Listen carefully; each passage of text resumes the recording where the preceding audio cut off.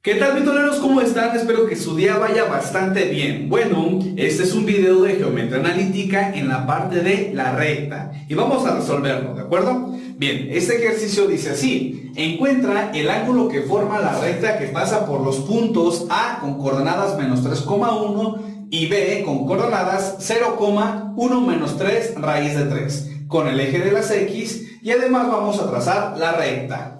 Bueno, vitoleros, y como nos piden el ángulo, necesitamos primeramente hallar la pendiente. Ahorita van a ver por qué. Y para la pendiente tenemos los puntos A y B. Recuerden que la pendiente tiene la siguiente fórmula, ¿sale? M, que es la letra con la cual denotamos a la pendiente, es igual a Y2 menos Y1 sobre X2 menos X1. Esta es la fórmula que vamos a utilizar para encontrar la pendiente. Y si observan, en esta pendiente pues tenemos Y2, Y1, X2, X1. Para eso vamos a poner las siguientes etiquetas. Bien, el punto A lo elijo como mi primer punto, ¿sale? Entonces tiene coordenadas X1 y Y1. El punto B lo elijo como mi segundo punto, entonces tiene coordenadas X2 y Y2. Aquí en Y2, ojo, es todo esto, ¿sale? Entonces, estos valores los vamos a sustituir en esta fórmula y vamos a tener lo siguiente. M, que es la pendiente, es igual a, en el numerador, Y2 menos Y1. Y2 es esto de aquí y lo escribimos. 1 menos 3 raíz de 3. Y2 menos Y1, que es 1, ¿sale? Y con eso ya tenemos el numerador. Sobre, en el denominador tenemos X2 menos X1, es decir, X2 vale 0 menos X1, pero X1 es menos 3, entonces lo pongo dentro de un paréntesis. Y vamos a realizar operaciones, ¿va? Entonces, tenemos M igual, en el numerador podemos simplificar, este 1 con este menos 1 es 0, se cancelan y con eso se simplifica. Entonces en el numerador únicamente me queda menos 3 raíz de 3 sobre, en el denominador pues tenemos aquí 0, pues ese ya no lo tomamos en cuenta, y después tenemos menos y menos, aplicamos ley de signos, menos por menos da más. Entonces en el denominador me queda 3 únicamente. Y seguimos simplificando. Y tenemos M, que es la pendiente, ¿sale? Bien. Aquí, ojo, en el numerador lo podemos ver de la siguiente manera. Menos 3 multiplica a la raíz cuadrada de 3, ¿sale? Este 3 lo puedo separar de su signo negativo. Entonces ese 3 lo puedo cancelar o simplificar con el 3 que está abajo. Ojo, y esto lo puedo hacer porque el menos 3 está multiplicando a la raíz cuadrada. Si estuviera sumando o restando, no se podría hacer eso, ¿sale? Que quede claro esa parte porque en este tipo de situaciones hay muchos problemas. Normalmente muchos alumnos la sacan mal. Entonces, ya que hicimos eso, cancelamos este 3 porque está multiplicando con el 3 de abajo. Entonces, ¿qué me queda? Pues únicamente me queda el numerador menos raíz cuadrada de 3. Y lo escribimos.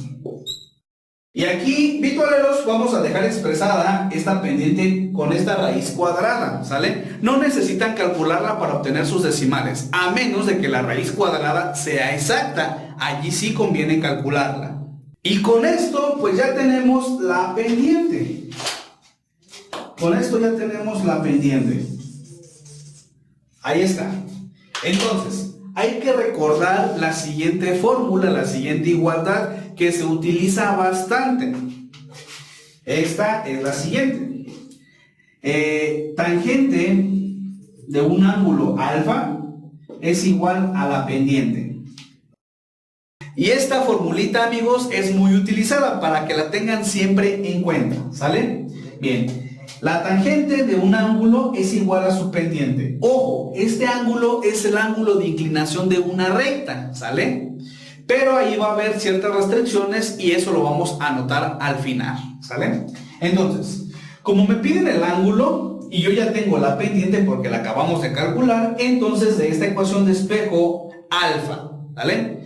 Pero como alfa es el argumento o ángulo de la función tangente, ¿cómo se despeja? Bien, se despeja de la siguiente manera. Alfa es igual y tomo tangente inversa en ambas partes de la igualdad. Es decir, acá me va a quedar tangente inversa, o muchos escriben arco tangente, que es equivalente a esto de aquí, ¿sale? Como ustedes gusten escribirlo, la notación que ustedes quieran. Tangente inversa de m, ¿sí? Porque acá cuando pongo tangente inversa, pues con esa tangente nos da la identidad y únicamente nos queda alfa, ¿sale? O dicho en otras palabras, más sencillo, tangente pasa al lado derecho como tangente inversa, así de fácil, ¿sale? No lo vayan a pasar que está multiplicando y pasa dividiendo, no, porque muchos estudiantes sí me han dicho eso, ¿sale? No hay que cometer ese error. Bien, entonces esta ecuación que acabamos de obtener es la que vamos a utilizar.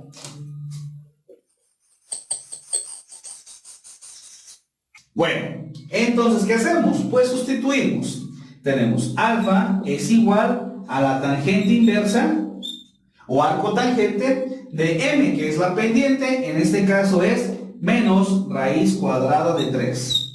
Entonces, aquí ya vamos a utilizar la calculadora. Es importante que su calculadora esté en modo de grados, ¿sale? Porque si no está en este modo, entonces van a obtener un resultado diferente, ¿va?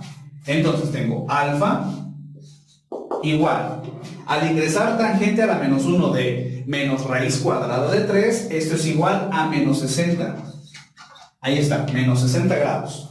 Bueno amigos, y con esto ya tendríamos el ángulo que nos están pidiendo. Sin embargo, por convención en matemáticas, cuando estamos viendo ángulos de rectas, no se manejan o no se acostumbra a dejar los ángulos negativos, únicamente ángulos positivos, ¿sale? Entonces, aquí como tenemos un ángulo negativo, ¿qué quiere decir? Para eso voy a trazar el siguiente plano cartesiano para explicarlo rápidamente.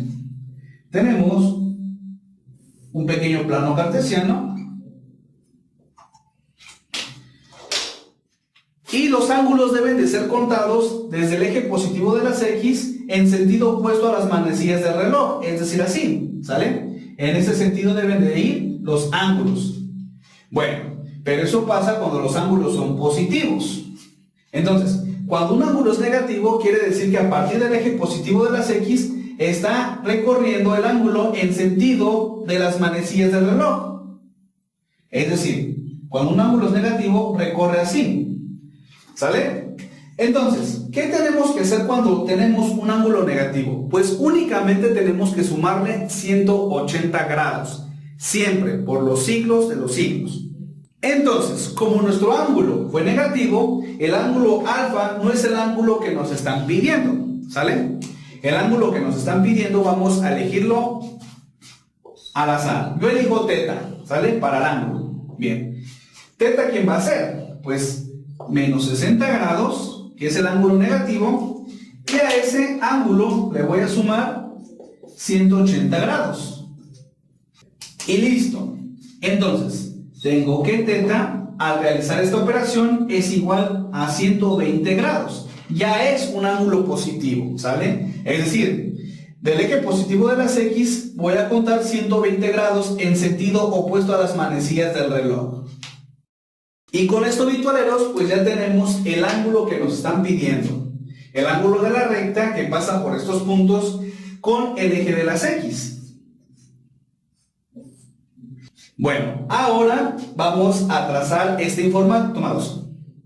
Bueno, ya por último únicamente vamos a trazar la recta, ¿sale? Para eso vamos a utilizar estos puntos. Entonces, voy a borrar esto y vamos a trazar un plano cartesiano. Ahora sí con reglita.